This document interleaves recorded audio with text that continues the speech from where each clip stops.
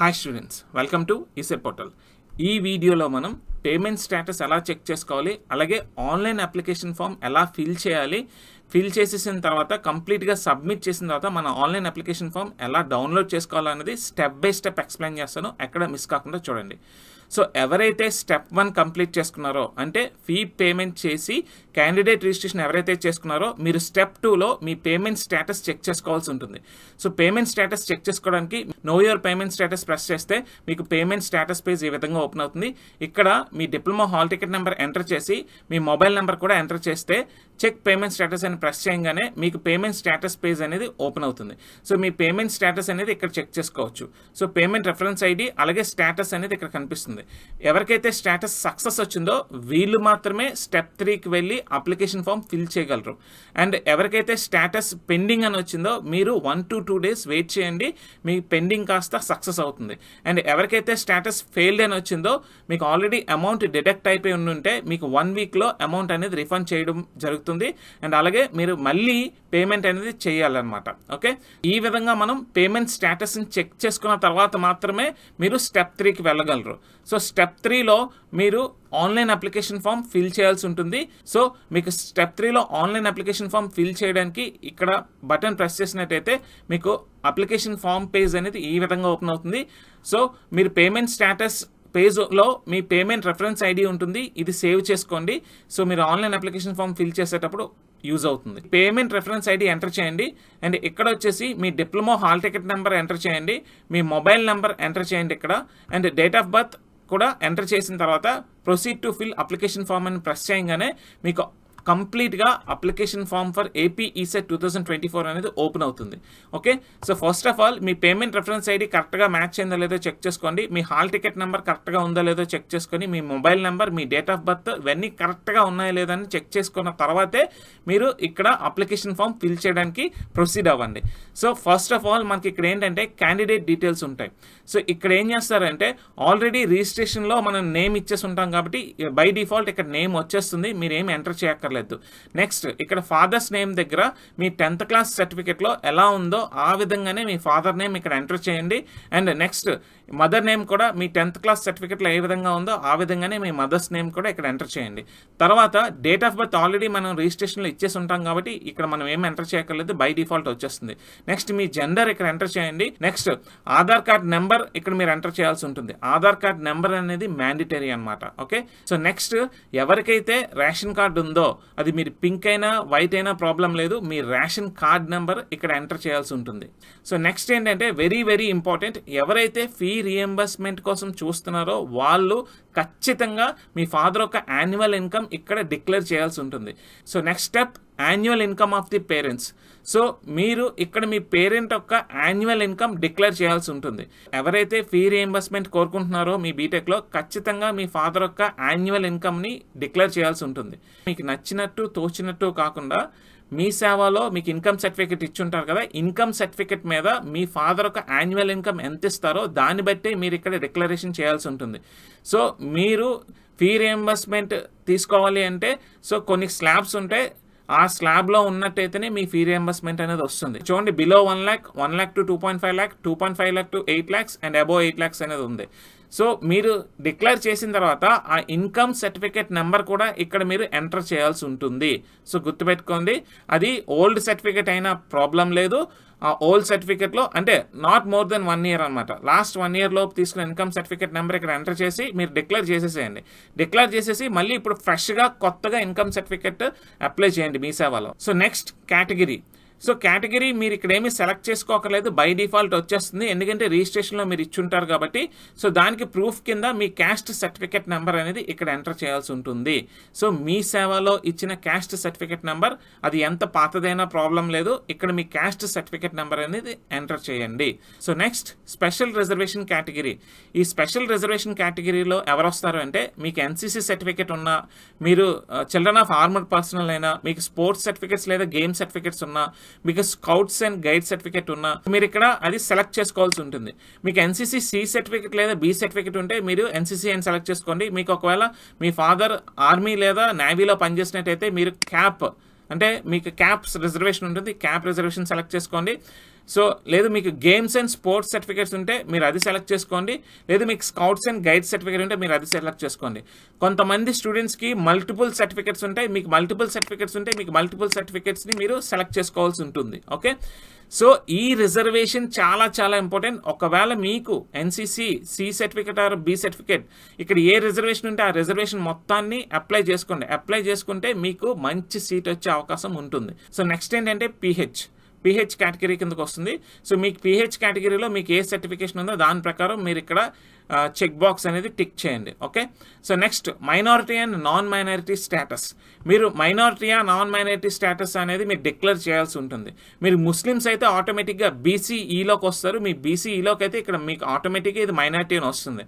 So ఈ student BCD కాబట్టి non minority కింద వచ్చింది. ఇక్కడ పెద్ద కన్ఫ్యూజన్ ఏమీ లేదు. మీరు ఆల్రెడీ రిజిస్ట్రేషన్లో మీరు ఏ క్యాస్ట్ అయితే సెలెక్ట్ చేస్తారో దానికి అనుగుణంగా మైనారిటీ ఆర్ నాన్ మైనారిటీ అనేది బై డిఫాల్ట్ వస్తుంది. ఓకే, నెక్స్ట్ ఏంటంటే present address.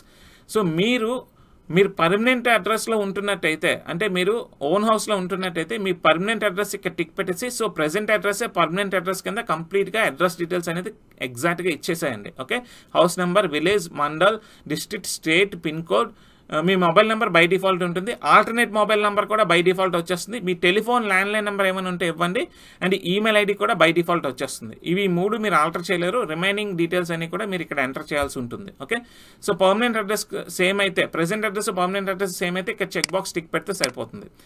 Next qualifying examination. ఇక్కడ ఇది చాలా చాలా ఇంపార్టెంట్ కేటగిరీ అండి. ఓకే, మీరు టైప్ ఆఫ్ ఎగ్జామినేషన్, మీరు డిప్లొమా స్టూడెంట్ అయితే డిప్లొమా అని సెలెక్ట్ చేసుకోండి, లేదు మీరు బీఎస్సీ స్టూడెంట్ అయితే బీఎస్సీ అని సెలెక్ట్ చేసుకోండి. ఓకే, ఇక్కడ క్వాలిఫైయింగ్ ఎగ్జామినేషన్ మీరు డిప్లొమా అని సెలెక్ట్ చేసుకున్న తర్వాత మీరు డిప్లొమాలో ఏ కోర్స్ చేశారో ఆ కోర్స్ని మీరు సెలెక్ట్ చేయాల్సి ఉంటుంది ఇక్కడ.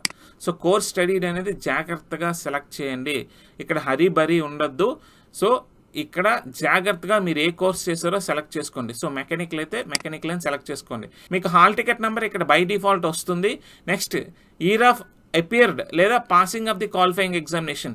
మీరు ఈ ఇయర్ డిప్లొమా పాస్ అవుతున్నట్టయితే లేదా already diploma semester examination complete చేసేస్తారు, మీరు ట్రైనింగ్లో ఉన్నట్టయితే మీరందరూ కూడా సో ఈ ఇయర్ ఫైనల్ ఇయర్ అయితే 2024 రిలీవింగ్ లేదా అపీరింగ్ అనేది ఇక్కడ పెట్టుకోవాలి. Medium of instruction at qualifying examination ఇది బై డిఫాల్ట్ ఇంగ్లీష్ ఉంటుంది. సో కొన్ని ఏరియాస్లో ఉర్దూ మీడియం ఉంటుంది. సో వాళ్ళు ఉర్దూ అయితే ఉర్దూ పెట్టుకోండి. నెక్స్ట్ ఎస్ఎస్సి డీటెయిల్స్ మీరు ఇక్కడ ఇవ్వాల్సి ఉంటుంది. మీరు అర్బన్లో చదువుకున్నారో రూరల్లో చదువుకున్నారో అనేది ఇవ్వాలి. నెక్స్ట్ ఇక్కడ SSC hall ticket number enter చేయండి. నెక్స్ట్ ఏ మంత్లో పాస్ అయ్యారో ఎంటర్ చేయండి, అలాగే ఏ ఇయర్లో పాస్ అయ్యారో కూడా మీరు ఇక్కడ ఎంటర్ చేయండి. Next place of study. ఇది కూడా చాలా చాలా ఇంపార్టెంట్ కేటగిరీ అండి. సో ఈ ప్లేస్ ఆఫ్ స్టడీ అనేది మీ లోకల్ స్టేటస్ని డిసైడ్ చేస్తుంది. సో ప్లేస్ ఆఫ్ స్టడీ అంటే లాస్ట్ 7 కన్సిక్యూటివ్ ఇయర్స్ మీరు ఎక్కడ చదివారు అన్న దాన్ని బట్టి మీ లోకల్ స్టేటస్ అనేది డిసైడ్ అవుతుంది. సో ఈ పాయింట్ కూడా చాలా చాలా ఇంపార్టెంట్. ఈ అప్లికేషన్ ఫామ్ ఫిల్ చేస్తున్నప్పుడు ప్రతి కేటగిరీ చాలా చాలా ఇంపార్టెంట్ రోల్ ప్లే చేస్తుంది. సో మీకు వచ్చిన మార్క్స్ ఒక ఎత్తు అయితే మీకు ఈ categories reservations local area status బట్టే మీ సీట్ అలాట్మెంట్ అనేది జరుగుతుంది. సో ఇక్కడ ఎటువంటి తప్పులు కూడా చేయొద్దు. సో సీట్ అలాట్మెంట్ ఎలా జరుగుతుందా అనేది ప్రీవియస్గా నేను ఒక వీడియో చేశాను. ఆ వీడియో మీరు మిస్ అయినట్టయితే లింక్ డిస్క్రిప్షన్లో ఇస్తున్నాను, చూడండి. ఇక్కడ మీరు క్లాస్ 7 నుంచి డిప్లొమా ఫైనల్ ఇయర్ వరకు మీరు ఏ ఏరియాలో చదివారో ఆ ఏరియాస్ అనేది సెలెక్ట్ చేసుకోండి. Next place, village. ఈ ప్లేస్, విలేజ్ మీరు అన్ని ఎంటర్ చేస్తారు. అలాగే school name and institute name enter చేయండి. So year of appearance, next year of pass అనమాట. ఏ ఇయర్లో అపీర్ అయ్యారు, ఏ ఇయర్లో పాస్ అయ్యారు అనేది ఇక్కడ పెట్టాల్సి ఉంటుంది. క్లాస్ 7 నుంచి డిప్లొమా ఫైనల్ ఇయర్ వరకు లాస్ట్ కన్సిక్యూటివ్ 7 ఇయర్స్ ఎక్కడ చదివారు అన్న దాన్ని బట్టి by default me local area status అనేది వచ్చేస్తుంది. సో సీట్ అలాట్మెంట్లో మీకు ఈ స్టేటసే బాగా పనిచేస్తుంది అనమాట. ఓకే, సో నెక్స్ట్ ఏంటంటే details of the common entrance test. So already మీరు ఇక్కడ కోర్స్ స్టడీ సెలెక్ట్ చేసుకుని ఉంటారు కాబట్టి దాన్ని బట్టే మీకు ఏ పేపర్ రాద్దాం అనుకుంటున్నారు అనేది ఇక్కడ కనిపిస్తుంది అనమాట. మీరు మెకానికల్ సెలెక్ట్ చేసుకుంటారు. ఓకే, మీరు మెకానికల్ పేపర్ సెలెక్ట్ చేయగానే ఇక్కడ ఒక పాపప్ మెనూ వచ్చి అడుగుతుంది అనమాట. సో మీరు మెకానికల్ పేపర్కి అపేర్ అవుతారా అని చెప్పి. సో ఎస్ అని కొడితే మీరు మెకానికల్ పేపర్కి అపేర్ అవుతున్నట్టు, మీరు కన్ఫర్మేషన్ ఇచ్చినట్టు. మీరు సెలెక్ట్ చేసిన తర్వాత ఆటోమేటిక్గా తీసేసుకోదండి. మీరు ఏ పేపర్కి అపేర్ అవుతున్నారో మీ కన్ఫర్మేషన్ ఇచ్చిన తర్వాత మాత్రమే వాళ్ళు తీసుకుంటారు. నెక్స్ట్ ఏంటంటే టెస్ట్ సెంటర్ ప్రిఫరెన్స్. సో అప్లికేషన్లో చాలా క్లియర్ కట్గా చెప్పాడు, first come first serve basis అని. ఎవరైతే ముందుగా అప్లికేషన్ సబ్మిట్ చేస్తారో వాళ్ళు ఇచ్చిన ప్రిఫరెన్సెస్కి అనుగుణంగా మీ టెస్ట్ సెంటర్ మీరు అనుకున్న దగ్గరగా మీ ఇంటికి దగ్గరలో రావచ్చు. ఎవరైతే లేట్ చేస్తారో బాగా క్లోజింగ్ డేట్కి దగ్గరలో ఎవరైతే అప్లికేషన్ సబ్మిట్ చేస్తారో మీరు ఇచ్చిన విధంగా టెస్ట్ సెంటర్స్ మీకు రాకపోవచ్చు, అంటే మీరు దగ్గరగా పెట్టుకున్నట్టయితే మీకు దగ్గరగా వచ్చే అవకాశం లేకపోవచ్చు, అంటే దూరంగానే రావచ్చు అనమాట. సో ఎంత త్వరగా అయితే అంత త్వరగా మీరు అప్లికేషన్ సబ్మిట్ చేయడానికి ట్రై చేయండి.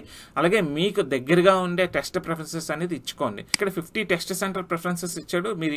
మీ ఇంటికి ఏది దగ్గర అయితే అది ప్రిఫరెన్సెస్ ఇచ్చుకుంటూ వెళ్ళండి. ఇక్కడ 6 టెస్ట్ ప్రిఫరెన్సెస్ ఇవ్వడానికి ఛాన్సెస్ ఉన్నాయన్నమాట. సో 6 టెస్ట్ సెంటర్స్ మీరు ఇచ్చుకోవచ్చు. ఓకే, సో నెక్స్ట్ వచ్చేసి ఫోటో అండ్ సిగ్నేచర్. ఇక్కడ మీ ఫోటో అప్లోడ్ చేయాల్సి ఉంటుంది. మీ రీసెంట్ పాస్పోర్ట్ ఫోటో స్కాన్ చేసింది ఇక్కడ అప్లోడ్ చేయండి. సో ఫోటో సైజ్ వచ్చేసి <50 KB ఉండాలి. అండ్ ఫైల్ JPEG ఫైల్ మాత్రమే యాక్సెప్ట్ చేస్తుంది, ఇంకే అదర్ ఫైల్స్ని యాక్సెప్ట్ చేయదు. నెక్స్ట్ సిగ్నేచర్ వచ్చేసి <30 KB ఉండాలి. ఒక వైట్ పేపర్ మీద బ్లాక్ పెన్తో కానీ బ్లూ పెన్తో కానీ సైన్ చేసి స్కాన్ చేసి మీరు ఇక్కడ అప్లోడ్ చేయాల్సి ఉంటుంది. అండ్ ఫైల్ JPEG ఫైల్ అండి. సో ఈ రెండు అప్లోడ్ చేసిన తర్వాత ఈ రెండు ఇక్కడ అపియర్ అయినాయో లేదో క్రాస్ చెక్ చేసుకోండి. వన్స్ ఇవన్నీ క్రాస్ చెక్ చేసుకున్న తర్వాతే ఫైనల్గా ఇక్కడ చెక్ బాక్స్ దగ్గర టిక్ పెట్టి, అంటే నేను ఇచ్చిన ఇన్ఫర్మేషన్ కరెక్ట్, ఇవి డేటా అంతా కూడా కరెక్టే, ఈ డేటా నేనే ఎంటర్ చేశాను, సో ఈ డేటాలో ఏమైనా తప్పులుంటే పూర్తిగా బాధ్యత నాదే అని మీరు అగ్రీ చేస్తూ ఫైనల్గా సబ్మిట్ చేయాల్సి ఉంటుంది.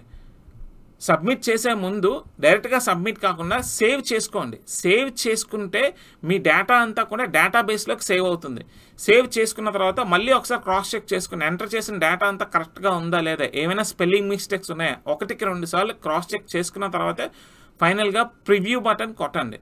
మీరు ఇక్కడ ప్రివ్యూ ఆర్ సబ్మిట్ అని ఉంది. మీరు ఇక్కడ సబ్మిట్ అని కొట్టంగానే అది సబ్మిట్ అవ్వదండి. ఫస్ట్ ప్రివ్యూ చూపిస్తుంది.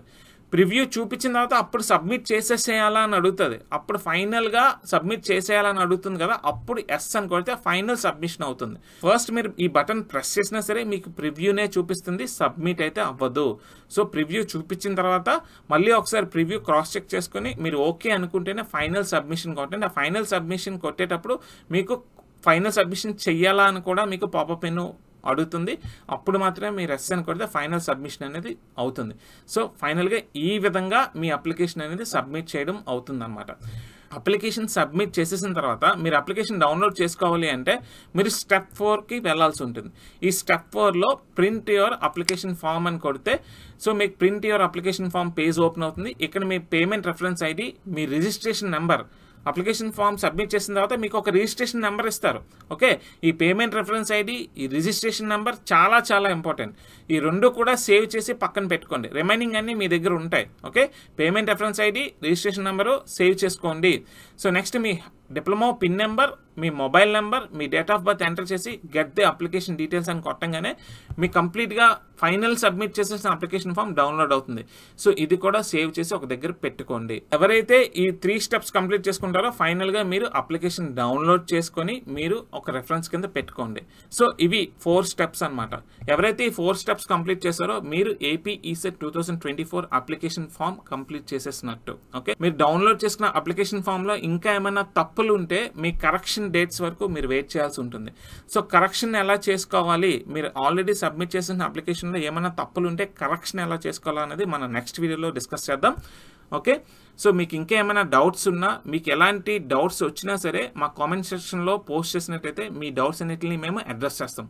మరొక ఇంట్రెస్టింగ్ వీడియోతో మళ్ళీ కలుద్దాం. అంతవరకు stay tune to ECET portal.